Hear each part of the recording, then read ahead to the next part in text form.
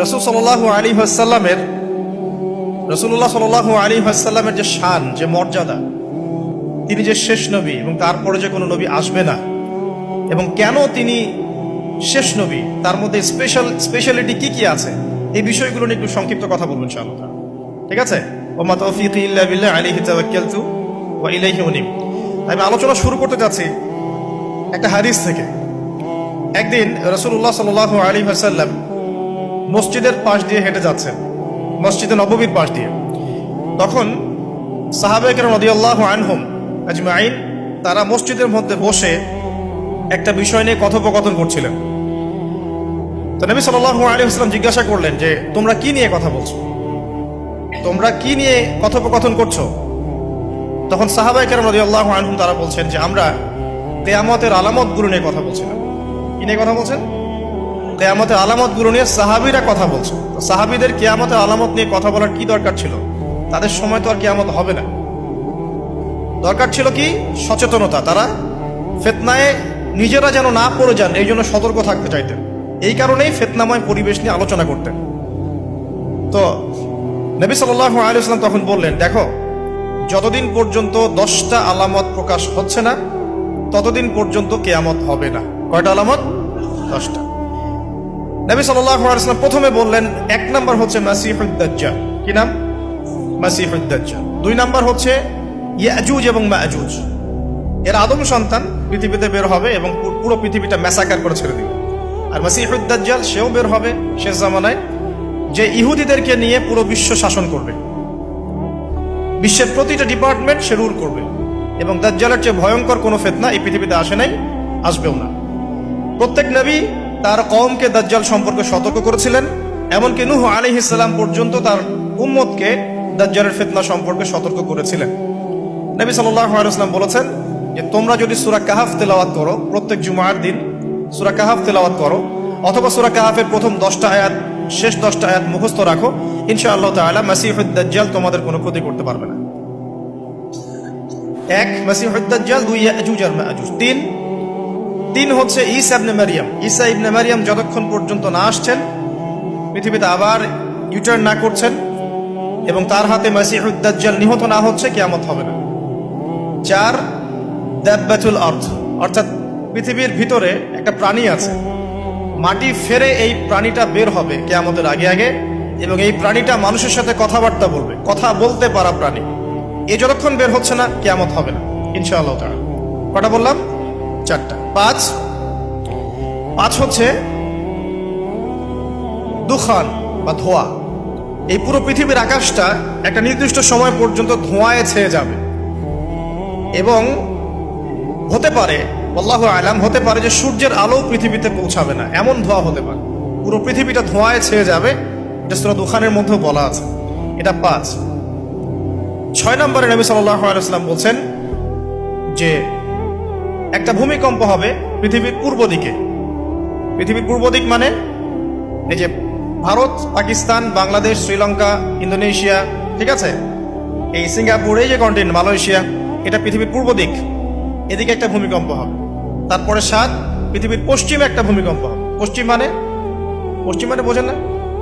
পশ্চিমা বিশ্ব না, সৌদি আরব, পশ্চিমা বিশ্ব, ব্রিটেন, ফ্রান্স, জার্মানি, তারপরে রাশিয়ান কন্টিনেন্ট, হ্যাঁ, ইউক্রেন, এদিকে আপনার আমেরিকা, এই পুরো পশ্চিমা বিশ্ব, এখানে একটা ভূমিকম্প হবে বড়।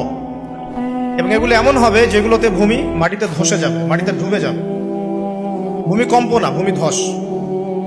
8 পৃথিবীর মাঝখানে মধ্যপ্রাচ্যে একটা ভূমিকম্প হবে, যেখানে আমাদের সো-কল্ড আমিরুল মুমিনিনরা থাকে, যারা আমেরিকা এবং ইসরায়েলের বন্ধু, এদের এখানে একটা ভূমিকম্প হবে ইনশাআল্লাহ।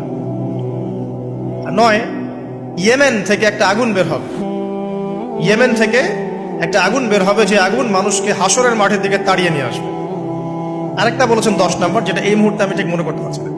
তো এই 10টা আলামতের কথা নবী সাল্লাল্লাহু আলাইহি ওয়াসাল্লাম বলেছেন, না হওয়া পর্যন্ত, এই 10টা আলামত না আসা পর্যন্ত কিয়ামত হবে না। ঠিক আছে? আচ্ছা, এখন এই 10টার মধ্যে সবচেয়ে বড়টা কি? সবচেয়ে বড়টা হচ্ছে মাসিহুদ দাজ্জাল। সবচেয়ে বড়টা কি? 10 নম্বরটা মনে পড়েছে, আলহামদুলিল্লাহ। সূর্য উঠবে পশ্চিম দিক থেকে, সূর্য উঠবে পশ্চিম দিক থেকে, তাহলে আর সময় নাই, পৃথিবীর সময় শেষ। এই 10টা মনে থাকবে। আসেন বলি, প্রথমে কি? দাজ্জাল, তারপরে ইয়াজুজ আর মাজুজ, 3 নাম্বার ঈসা ইবনে মারইয়ামের প্রত্যাবর্তন, 4 নাম্বার দাব্বাতুল আরদ, জমিন থেকে প্রাণী বের হয়ে কথা বলবে মানুষের সাথে, ঠিক আছে। 5 নাম্বার কি বললাম? ধোঁয়া, দুখান, ঠিক আছে। 6, 7, 8 3টা ভূমিকম্প, পূর্ব দিকে একটা, পশ্চিমে একটা, পৃথিবীর মাঝখানে একটা। 9 নাম্বার ইয়েমেনের নাম শুনেছেন?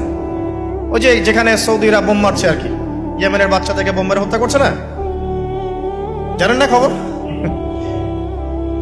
তো ওই ইয়েমেনের ছোট ছোট বাচ্চারা শিয়া সুন্নির কি বোঝে আমার বুঝে আসে না। ওই ছোট ছোট বাচ্চাগুলো শিয়া সুন্নির কি বোঝে আমার বুঝে আসে না। আমেরিকার টাকা খেয়ে এরা ঠিকই বোম মারছে কেন? আর এই বোমগুলো তো তৈরি করতে পারে না, আমেরিকার কাছ থেকে কিনে নেয়। তো ওই ইয়েমেন থেকে আগুন বের হবে, সেই আগুন মানুষকে হাসরের মাঠের দিকে তাড়িয়ে নিয়ে আসবে, এবং 10 যেটা বললাম, সূর্য উঠবে পশ্চিম দিক থেকে, তখন তওবার দরজা বন্ধ হয়ে যাবে, তওবা করেও লাভ হবে না। 2টা সময় তওবা করে লাভ নাই। একটা হচ্ছে মৌতের যন্ত্রণা শুরু হয়ে গেলে, মৃত্যুর যন্ত্রণা শুরু হয়ে গেলে আগে পা থেকে শুরু হয়ে আস্তে আস্তে গলার দিকে আসে। হাদিসে যেমনটা এসেছে, সূরা ওয়াকিয়ার মধ্যেও আছে যে পায়ের দিক থেকে যন্ত্রণা শুরু হয়ে আস্তে আস্তে আস্তে আস্তে এই গলার দিকে আসে, এবং আত্মাটা গলার এখানে যখন চলে আসে, এখান থেকে মালাকুল মউত আত্মাটাকে নিয়ে চলে যায়, এবং চোখ দিয়ে তাকিয়ে থাকে মানুষ। রুহটা চলে গেলে মানুষ চোখ দিয়ে তাকিয়ে থাকে, দেখবেন এই কারণে মৃত ব্যক্তি তাকিয়ে থাকে, চোখ খোলা থাকে।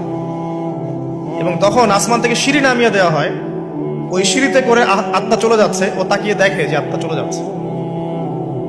এবং মানুষ মারা যাওয়ার পরে চোখ জীবিত থাকে অনেকক্ষণ। মেডিকেল সায়েন্স যারা পড়েছে তাদেরকে জিজ্ঞাসা করবে, মানুষ ডেড হয়ে গেলেও চোখ দেখবেন আরো কয়েক ঘন্টা, হয়তো আরো নির্দিষ্ট একটা সময় পর্যন্ত চোখটা কিন্তু জীবিত থাকে। এই জন্যে চোখ বন্ধ করে দিতে হয়। যাই হোক, যেটা বলছিলাম যে মৌতের যন্ত্রণা শুরু হয়ে গেলে তওবা করে লাভ নাই, তওবার দরজা বন্ধ। আর পশ্চিম দিক থেকে সূর্য উঠে গেলে তওবা করে লাভ নাই, তওবার দরজা বন্ধ। এই 10টার মধ্যে সবচেয়ে বড়টা হচ্ছে মাসিহুদ দাজ্জাল। কেন বড়? কারণ নবী সাল্লাল্লাহু আলাইহি ওয়াসাল্লাম নিজে বলেছেন, পৃথিবীর ইতিহাসে আদম আলাইহিস সালাম থেকে শুরু করে মুহাম্মদ সাল্লাল্লাহু আলাইহি ওয়াসাল্লাম পর্যন্ত এই যে লক্ষ লক্ষ নবী রাসূল এসেছেন, পৃথিবীর এই যে শত লক্ষ বছরের হিস্ট্রি, এর মধ্যে দাজ্জালের চেয়ে ভয়ঙ্কর কোনো ফিতনা আসে নাই। নবী সাল্লাল্লাহু আলাইহি ওয়াসাল্লাম বলছেন, একজন মুমিন ব্যক্তি যদি দাজ্জালকে পেয়ে যায়, সে যেন তার সাথে সাক্ষাতের আকাঙ্ক্ষা না করে, কারণ সে তার সাথে সাক্ষাৎ করলে ঈমান হারা হয়ে যেতে পারে। সে এত বড় ফিতনা হবে, এত বিশাল ফিতনা হবে। এই যে ছোট্ট একটা ফিতনা সুদ থেকে কি আমরা মুক্ত থাকতে পারছি? সবাই সুদের মধ্যে পড়ে যায় নাই? এই যে মেয়েদের ফিতনা, মেয়েদের যে ফিতনা, বেহায়াপনা, এখান থেকে কি আলেম জালেম কেউ বাকি আছে? সবাই ফিতনায় পড়ে যাচ্ছে আমরা। ফেসবুকে ঢুকবেন, আপনি না চাইলেও আপনাকে দেখা যাবে নগ্ন ছবি দেখতে আপনি বাধ্য হচ্ছেন। টিভি দেখতে বসবেন, আপনি না চাইলেও নগ্ন ছবি দেখতে আপনি বাধ্য হবেন। এই যে ফিতনা, বাঁচতে পারছি না। সুদ থেকে বাঁচতে পারছি না, বেহায়াপনা থেকে বাঁচতে পারছি না। পর্নোগ্রাফি থেকে কেউ বাঁচতে পারে? যে কেউ ফোন চালায় দেখবেন পর্নোগ্রাফির ছবি চলেই আসবে, নগ্ন ছবি চলেই আসবে। আলেম জালেম এভরিবডি আসবেই। তারপরে আপনার মাদক, এই মাদকের ফিতনা থেকে কি সবাই বেঁচে থাকতে পারছে? এরকম অনেক ফিতনা আছে যেগুলো থেকে মানুষ চাইলেও বাঁচতে পারছে না। আমরা হয়তো বাইরে দাড়ি টুপি পাগড়ি জুব্বা লাগিয়ে ঘুরছি ঠিকই, কিন্তু আমরা এরকম সামাজিক ফিতনাগুলো থেকে কেউই সেফ না। এই যে আপনাদের এলাকায় যে ফিতনাগুলো ছড়িয়ে পড়েছে, আস্তে আস্তে বাড়ছে না? এমন ফিতনা বেড়ে যাচ্ছে। তো এগুলো যদি আমাদেরকে গ্রাস করে ফেলতে পারে, তাহলে এই পৃথিবীর সমস্ত ফিতনা একসাথে করলেও দাজ্জালের ফিতনার সমান হবে না। আমি কি বোঝাতে পারছি? পৃথিবীতে চলমান যত ফিতনা আছে, ব্যক্তিগত ফিতনা, পারিবারিক ফিতনা, সামাজিক, অর্থনৈতিক, পলিটিক্যাল, সব ফিতনাগুলো এক জায়গায় করলেও মাসিহুদ দাজ্জালের মতো ভয়ঙ্কর হবে না। এই জন্য নবী সাল্লাল্লাহু আলাইহি ওয়াসাল্লাম বলছেন, দাজ্জালের চেয়ে ভয়ঙ্কর কোনো ফিতনা আসেও নাই, আসবেও না। প্রত্যেক নবী আলাইহিস সালাম তার কওমকে এই ফিতনা সম্পর্কে সতর্ক করতেন। এমনকি এক্সাম্পল দিতে গিয়ে নবী সাল্লাল্লাহু আলাইহি ওয়াসাল্লাম বলছেন, নূহ আলাইহিস সালাম, ওই কত বছর আগের নবী, তিনি পর্যন্ত তার কওমকে দাজ্জাল সম্পর্কে সতর্ক করেছেন। সে কোথায় আছে? সে পৃথিবীতেই আছে। তার কি জন্ম হয়েছে? উত্তর হ্যাঁ, তার জন্ম হয়েছে। সে কি এখন আত্মপ্রকাশ করেছে? উত্তর না, সে এখনো মানুষের রূপে আত্মপ্রকাশ করে নাই। সে কাদেরকে নিয়ে বিশ্ব শাসন করবে? উত্তর জিউসদেরকে নিয়ে, ইহুদিদেরকে নিয়ে। দাজ্জাল কাদেরকে নিয়ে বিশ্ব শাসন করবে? ইহুদিদেরকে নিয়ে। আমার কথা কি বোঝা যায়? নবী সাল্লাল্লাহু আলাইহি ওয়াসাল্লাম বলেন, সে এত বড় ফিতনা, সে 40 দিন পৃথিবীতে বিচরণ করবে। কয়দিন? 40 দিন। যার প্রথম দিনটা হবে 1 বছরের সমান, দ্বিতীয় দিনটা হবে 1 মাসের সমান, তৃতীয় দিনটা হবে 1 সপ্তাহের সমান। এবং বাকি দিনগুলো হবে আমাদের দিনের মতোই।